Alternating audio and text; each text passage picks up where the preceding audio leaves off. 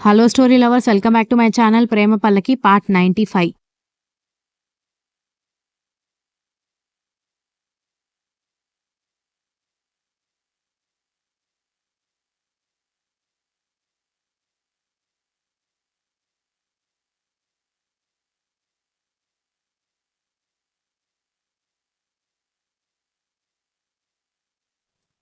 'దితి' మొహం కాస్త తేడాగా అనిపించడంతో "ఏమైంది వదినా" అని శివ అడిగినా "ఏమీ లేదు. తలకి ఇలా పెట్టుకొని బయటకొచ్చేసరికి ఎండ తగలడంతో ఫేస్ అలా అనిపిస్తుందని కవర్ చేసి ఇల్లు రాగానే దిగి చకచక ఇంట్లోకెళ్ళిపోయింది.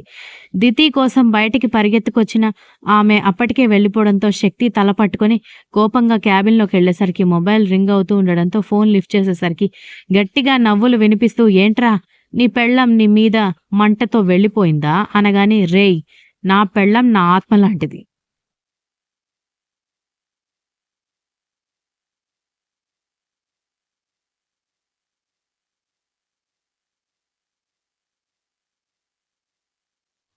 నేనే బలవంతంగా దాన్ని నా దగ్గర నుంచి తోసేయాలనుకున్నా కూడా వెళ్ళిపోదు కాబట్టి దాన్ని ప్రసన్నం చేసుకోవడం పెద్ద పని కాదు. కానీ వన్స్ మా డ్యాడీ ఎక్కడున్నాడో తెలిసిందంటే నిన్ను కాపాడ్డం ఆ దేవుడి తరం కూడా కాదు. ఇప్పుడు కూడా నేను సైలెంట్‌గా ఉంది నాకు చేతకాదు కాదు. అన్నెసెసరీగా నా హీరోయిజం చూపించాలని అనుకుంటే మా డ్యాడీ గాయపడతాడు కాబట్టి" అని సీరియస్‌గా చెప్పి కాల్ కట్ చేసి ఫ్రస్ట్రేషన్‌తో తల పట్టుకున్నాడు శక్తి. ఇంటికి వెళ్లి అత్త పిలుస్తున్నా పట్టించుకోకుండా దితి గదిలోకెళ్లడంతో "వదినకేమైందిరా" అని అడిగింది శివని ఉద్దేశించి.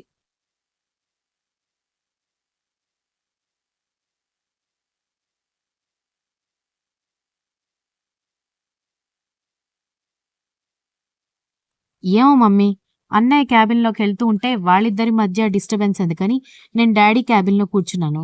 వెళ్ళేటప్పుడు హ్యాపీగానే వెళ్ళింది గానీ, వచ్చేటప్పుడు మొహమే కాస్త ఏడ్చినట్టుగా అనిపించింది. ఎందుకలా ఉన్నావు వదినా అని అడిగితే, రాక రాక ఎండకొచ్చేసరికి మొహం ఇలా అయిపోయింది. పైగా తలకి గాయం ఉంది కదా! దాని ఎఫెక్ట్ అని చెప్పింది. వారం మీద నుంచి ఇంట్లో ఉంటుంది కదా! బయటికెళ్ళేసరికి ఏమైనా తలపోటు మొదలైందేమో" అన్నాడు శివ.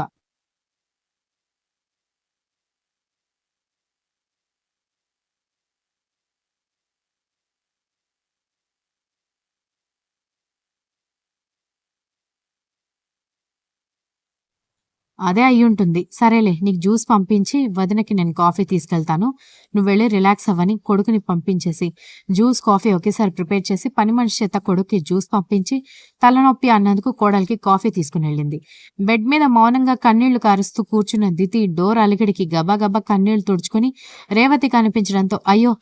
ఇప్పటికే నా పని నీకెక్కువైపోయిందత్తా. పిలిస్తే వచ్చి నేనే కాఫీ తీసుకునేదాన్ని కదా" అంది.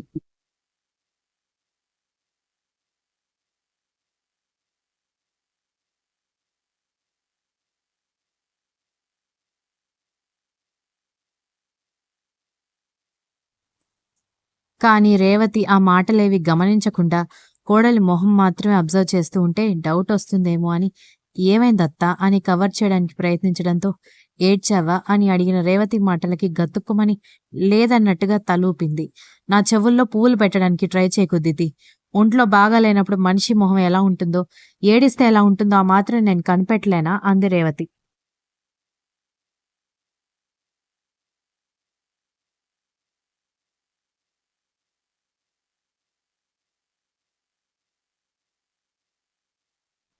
నిజంగానే నేనేడవలేదత్తయ్య. ఎండకెళ్ళేసరికి బాగా తలనొప్పిగా అనిపించి కళ్ళల్లో నీళ్లు కారిపోయాయి అంతే. అది తుడుచుకునేసరికి మీకు నా మొహం ఏడ్చినట్టుగా అనిపిస్తున్నట్టుంది అంటూ కాఫీ తీసుకోవడంతో "నిజంగా ఏమీ లేదు కదా?" అని అడిగింది రేవతి. "నిజంగా ఏమీ లేదత్తయ్య" అని దితి సమాధానం ఇవ్వడంతో ఆమె తల నిమిరి "ఒకవేళ వాడేమైనా అన్నా కూడా పట్టించుకోకు. వర్క్ టెన్షన్‌లో నోటికొచ్చింది వాగుతాడే కానీ మనసులో ఏమీ ఉండదని" చెప్పి రేవతి వెళ్ళిపోయింది.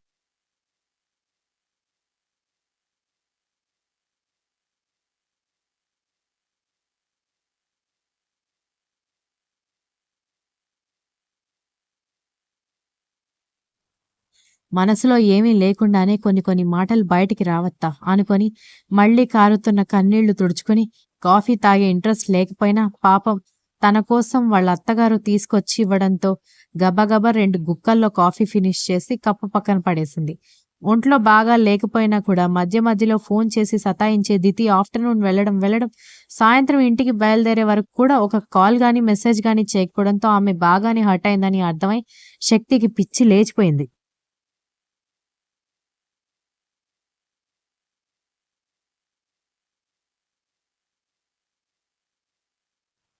ఆమె మీద ఎలాంటి ఒపీనియన్ లేనప్పుడు ఆమె ఫీలింగ్స్ గురించి పెద్దగా పట్టించుకోలేదు. కానీ ఎప్పుడైతే ఆమె మీద ఇష్టాన్ని పెంచుకున్నాడో, ఆమె విషయంలో ప్రతి చిన్న విషయాన్ని కూడా భూతద్దంలో పెట్టి చూడ్డం మొదలుపెట్టాడు.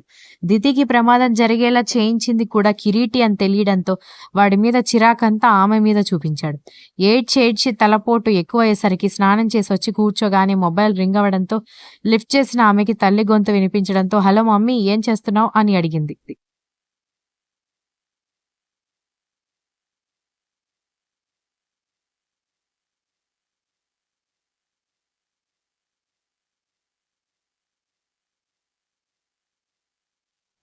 మీ డాడీ, పెదనాన్న, అన్నలు ఇంటికొచ్చే టైం అయింది కదా! వాళ్ళ కోసం కాఫీ ఇంకా స్నాక్స్ ప్రిపేర్ చేస్తున్నాను. నేను పెద్దమ్మ. మేం తీసుకువెళ్తామంటే వదిన అనవసరంగా నిన్నుంచుకుంది. అక్కడ అన్నయ్యని చూసుకోవాలి, మీ ఆయన్ని, మీ మరిదిని, మీ మరదల్ని, నిన్ను కూడా చూసుకోవాలంటే కష్టం అవుతుంది గదా! తగ్గే వరకు ఇక్కడికి రావచ్చు కదమ్మా! అంది మైథిలి. అప్పుడే శక్తి ఇంట్లోకొచ్చి రూమ్‌లోకొస్తూ కనిపించడంతో వస్తాను మమ్మీ. నాకు కూడా ఇక్కడ ఉండి జనాల్ని కష్టపెట్టడం బాధగా అనిపిస్తోందని అనడంతో అదేంటే అలా మాట్లాడుతున్నావు అంది మైథిలి.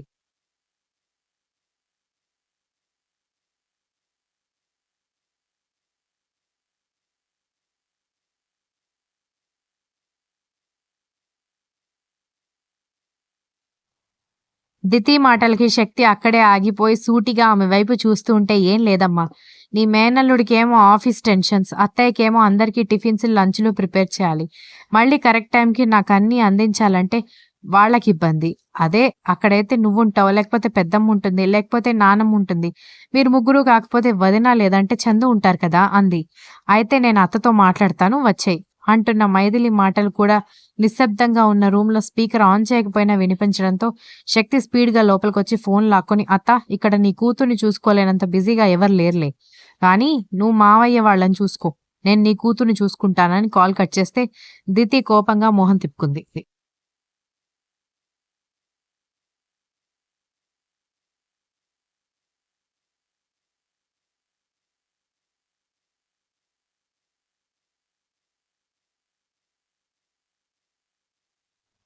ఆమెని చూస్తూ ఆమె ఎదురుగా కూర్చుని నేను కావాలని అలా అనలేదు దితి అని ఆమె చేతులు పట్టుకుంటూ ఉంటే ఆ చేతులు వదిలించి కావాలని అనలేదు బావా. కానీ మనసులో ఉన్న మాటే అన్నావు. నేను నీతో క్లోజ్‌గా ఉంటేనైనా నువ్వు నన్ను లవ్ చేస్తావని నేను అలా బిహేవ్ చేస్తే నేనేమో నీకు నా మీద నాకు కంట్రోల్ లేక నీకోసం పరితపించే క్యారెక్టర్ లేని దానిలాగా అనిపించిందంది. ఆమె చేయి టక్కున పట్టుకోవడంతో ఆ చేతిని విదిలించి ఇప్పటివరకు ఏదో ట్రై చేద్దామని అనుకున్నాను గాని ఇక నాకు ఓపిక లేదు బావా. సిగ్గు విడిచి నా ప్రేమ నీకు చూపిస్తుంటే అర్థం చేసుకుంటావని అనుకున్నాను కానీ అపార్థం చేసుకుంటావని నేను అనుకోలేదు అంది.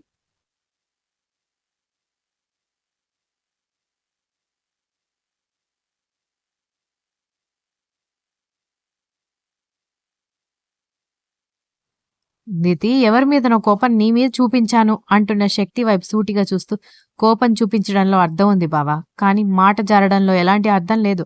ఆడదానివైనా అంత ఆరాటంగా ఉందా అన్నావు? అవును. అందుకే రోడ్డు మీద పడి తిరుగుతూ తప్పుడు పనులు చేస్తున్నాను కదా బావ అనగానే సీరియస్‌గా చూసినా ఏమాత్రం దడవకుండా మొహం పక్కకి తిప్పుకొని కూర్చుంది.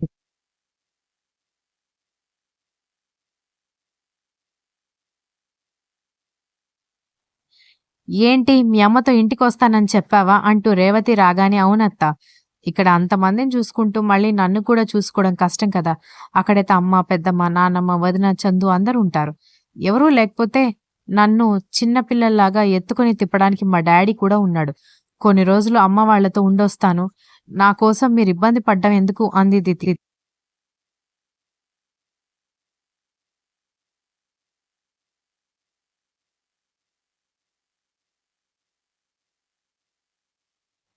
పిచ్చి పిల్ల. నువ్వుండడం వల్ల నాకేం ఇబ్బందుంటుంది? కాకపోతే మీ అమ్మ వాళ్ళతో ఉంటాను అంటున్నావు కాబట్టి అలాగే అని కొడుకు వైపు చూసి మీ అత్తగారింట్లో నీ పెళ్ళాన్ని వదిలేసిరా అని చెప్పింది. Continuous if you like this story please like, share, comment and don't forget to subscribe.